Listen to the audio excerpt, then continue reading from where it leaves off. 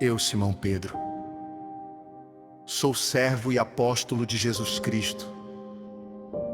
Escrevo a vocês, cuja experiência com Deus foi tão transformadora quanto a nossa. E tudo por causa do relacionamento e da intervenção direta do nosso Deus e Salvador, Jesus Cristo. Graça e paz a vocês, enquanto se aprofundam na experiência com Deus e Jesus, nosso Senhor.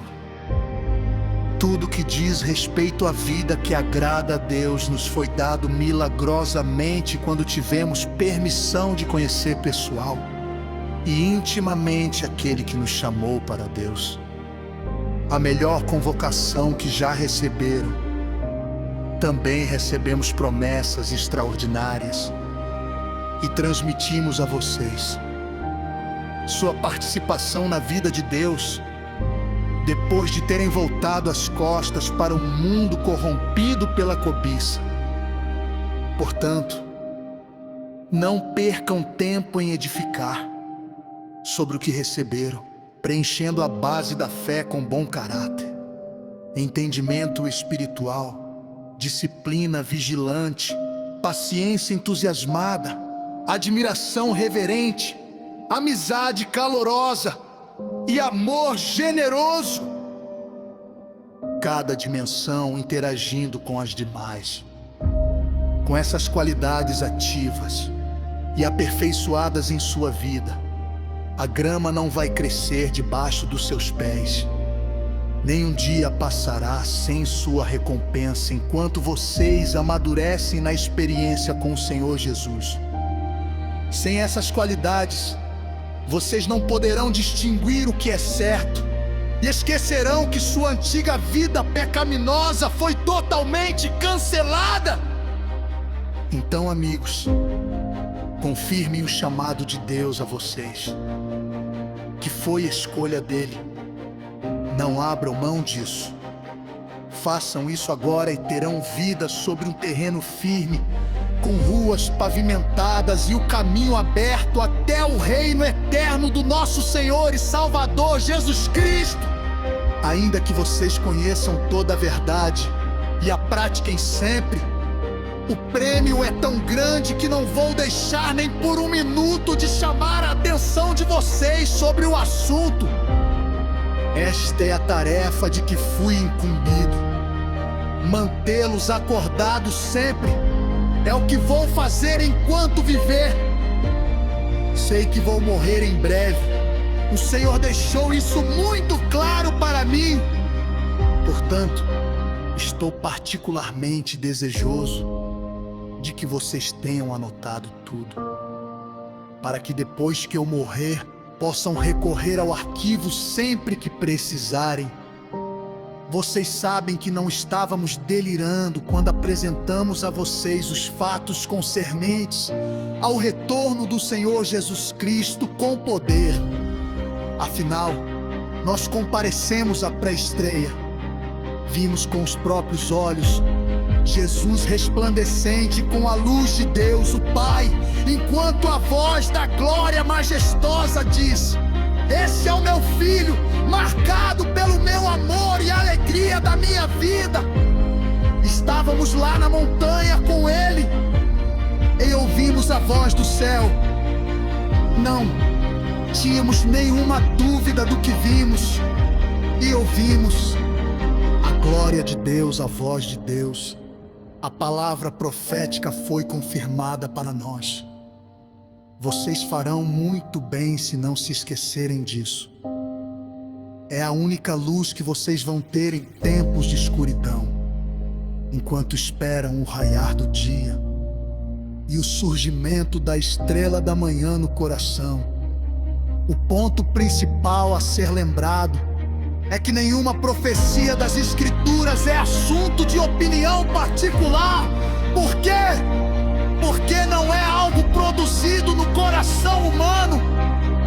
A profecia resulta da ação do Espírito Santo, que impulsionou homens e mulheres a proclamar a palavra de Deus.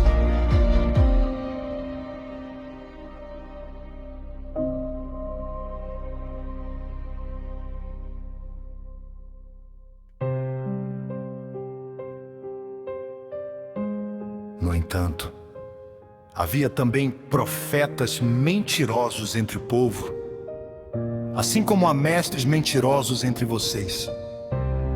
Eles provocam divisões destrutivas, jogando uns contra os outros, e como cachorros, mordendo a mão de quem deu a eles a chance de ter sua vida de volta. Eles se lançaram numa ladeira, escorregando para a destruição, mas não sem antes recrutar uma multidão de seguidores iludidos, que não conseguem distinguir a mão direita da esquerda. Eles dão uma fama ao caminho da verdade, só se preocupam consigo mesmos e jamais dirão nada. Nada que traga algum benefício, só querem explorar vocês. É lógico que não ficarão impunes. Eles caminham para o precipício porque Deus nunca esteve do lado deles e não permitirá que essa situação continue indefinidamente. Deus não deixou escapar nem o anjo rebelde, mas os enjaulou no inferno e ficarão ali até o dia do juízo. Ele também não deixou passar a maldade do mundo antigo, providenciou o dilúvio para fazer a limpeza, resgatando apenas 8 pessoas. Noé, a única voz de justiça, era um deles. Deus decretou a destruição das cidades de Sodoma e Gomorra. Tudo que restou delas foi um monte de cinzas, uma advertência terrível para qualquer pessoa dominada pela maldade. Mas Ló, um homem bom, quase enlouquecido pela imundície e pela perversão sexual daquelas cidades, foi resgatado cercado de podridão moral dia após dia. Aquele homem justo vivia em aflição constante, pois Deus sabe como resgatar os justos dos ataques malignos e como manter os ímpios na mira até o dia do juízo. Deus está especialmente irado contra esses mestres que vivem na imoralidade, viciados numa vida decaída. Eles desprezam as autoridades verdadeiras, preferindo seguir seus instintos e governar a si mesmos. Egocêntricos e insolentes não hesitariam em difamar a mais esplêndida das criaturas. Nem mesmo os anjos, superiores a eles em tudo, ousariam difamar os outros diante de Deus. Eles não passam de animais selvagens, predadores por natureza, mas assim como abatem os outros com suas blasfêmias, também serão abatidos. No final, serão derrotados. A maldade deles vai se voltar contra eles mesmos. Eles são tão desprezíveis e viciados no prazer que vivem em orgias e se embriagam em plena luz do dia. São obcecados por adultério e são compulsivos em todo tipo de pecado. Não hesitam em seduzir quem se mostre vulnerável. A especialidade deles é a cobiça. São mestres nisso. Almas mortas. Eles saíram da estrada principal e agora andam sem rumo. Tomaram o caminho de Balaão, filho de Beor, o profeta aproveitador, especialista em maldade. Mas Balaão foi interrompido no meio desse caminho perverso. Um animal falou com voz humana e evitou a loucura do profeta. Esses mestres não têm nada a oferecer, são fontes secas. Nuvens de tempestade espalhadas, guiadas por um buraco tenebroso do inferno. Seu ensino não passa de conversa fiada. Mesmo assim são perigosos. Os que estão prestes a escapar dos caminhos errados são os mais suscetíveis. ao seu apelo sedutor. Prometem liberdade aos novatos da comunidade, mas eles mesmos são escravos da corrupção. Pois se são viciados em corrupção, e são escravos dela. Se eles escaparam do cortiço do pecado depois de ter uma experiência com o Senhor e Salvador Jesus Cristo, e escorregaram de volta para a velha vida, então a situação deles é pior que no começo. É melhor não conhecer o caminho de Deus que andar nele e depois retornar, repudiando a experiência e o mandamento santos. Eles comprovam o provérbio: o cachorro volta ao seu vômito, ou o porco lavado procura a lama.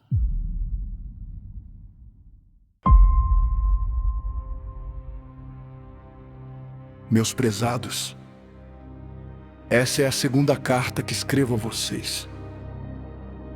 E as duas cartas têm o propósito de manter sua mente em estado de atenção, para que não se esqueçam do que os profetas falaram, nem da ordem do nosso Mestre e Salvador, transmitida pelos apóstolos. Para começar, vocês precisam saber que nos últimos dias, os zombadores viverão os seus anos de glória, reduzindo tudo ao nível mais baixo. Eles nos provocarão. Então, o que aconteceu com a promessa da vinda de Cristo? Nossos antepassados estão mortos e enterrados, e tudo está como sempre esteve, desde o primeiro dia da criação. Nada mudou. Eles, convenientemente, terão se esquecido de que, muito tempo atrás, todas as galáxias e o nosso planeta foram trazidos à existência do caos das águas pela palavra de Deus. E ela trouxe o caos de volta no dilúvio que destruiu o mundo. As atuais galáxias e o mundo são o combustível para o incêndio final. Deus está pronto para agir, para falar outra vez e para dar o sinal que desencadeará o juízo e a destruição dos céticos e profanos. Não se esqueçam do óbvio, amigos. Com Deus, um dia é como 1000 anos, e 1000 anos como um dia. Deus não está atrasado com sua promessa, como alguns pensam. Ele está se contendo por causa de vocês, atrasando o fim, porque não quer que ninguém se perca. Ele está dando a cada um mais tempo para mudar. Mas quando o dia do juízo de Deus chegar, será sem anúncio, como um ladrão. O céu entrará em colapso, com estrondo ensurdecedor, e tudo desaparecerá num incêndio imenso. Neste dia, a terra e todas as suas obras serão expostas ao escrutínio do julgamento. Considerando que tudo hoje está bem, amanhã poderá não estar mais. Percebem como é importante viver uma vida santa. Esperem ansiosos pelo dia de Deus todos os dias. As galáxias vão queimar e os elementos vão derreter, mas nós mal o perceberemos, porque estaremos de olho em outro caminho, na expectativa do prometido novo céu e da prometida nova terra, todos adornados pela retidão. Portanto, meus amigos, isso é o que vocês devem esperar, fazendo o possível para que sejam encontrados vivendo em pureza e paz. Interpretem a restrição paciente do nosso Senhor pelo que ela é: salvação. Nosso bom irmão Paulo, que é muito sábio nesses assuntos.